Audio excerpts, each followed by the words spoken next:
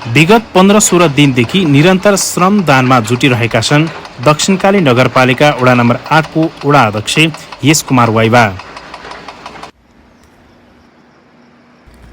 हाफकट्टु, चप्पल र टी सर्टमा बिहानै घाम झुल्किनुभन्दा पहिला नै पुल बनाउने ठाउँमा पुगेका हुन्छन् वडा अध्यक्ष वाइबा।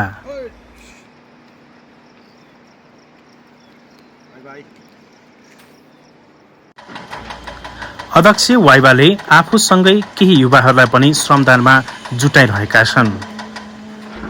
सिम्पानीमा जाने बाटोमा बाढी, खोला, पहिरोले आफ्ना वडावासीलाई हिँडुल आवजावत गर्न र खेतबारीमा जान समस्या देखेपछि छुट्टिएको केही बजेटले कल्भर्ट बनाउन नसकिने देखेपछि उनी आफू र स्थानीयको श्रममा दिनरात पनि खटिरहेको देखिन्छ।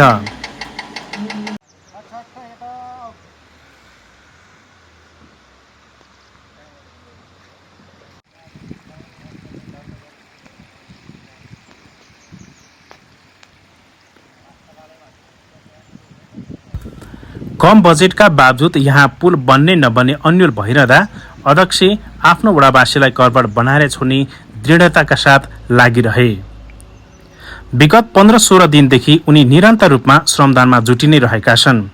एक दिन, 2 दिन गर्दै श्रमबाट सुरु गरिएको यो पुल अन्ततः अन्तिम चरणमा पुगेको देखिन्छ।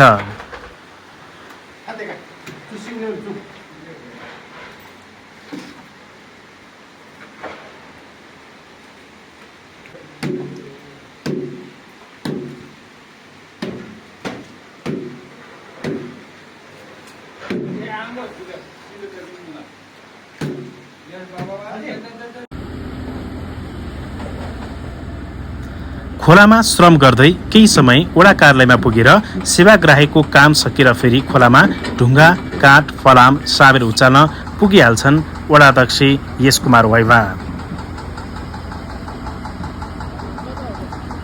हाल वडा अध्यक्ष यश कुमार वाइबाको यो कामको निकै प्रशंसा हुन थालेको छ। धरानमा हर्क साम्पाङले चाहिँ दक्षिणकाली नगरपालिका वडा नम्बर 8 मा यश कुमार वाइबाले श्रमको आवश्यकता र यसको प्रभावकारिता प्रष्ट देखाउँदै आएका छन्।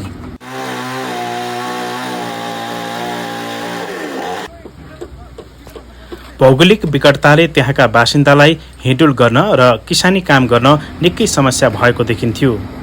यो काम भइरहँदा त्यहाँका नागरिक निकै खुसी देखिन्थे। राजनीतिक पार्टीभन्दा माथि उठेर आफू जनताको जनप्रतिनिधि हुँ भन्ने उनले प्रष्ट काम मार्फत देखाउँदै आइरहेका छन्। जे होस्, श्रमदानलाई सम्मान गर्नै पर्छ। सँगसँगै त्यहाँका बासिन्दाले त्यस पुल कल्भर्ट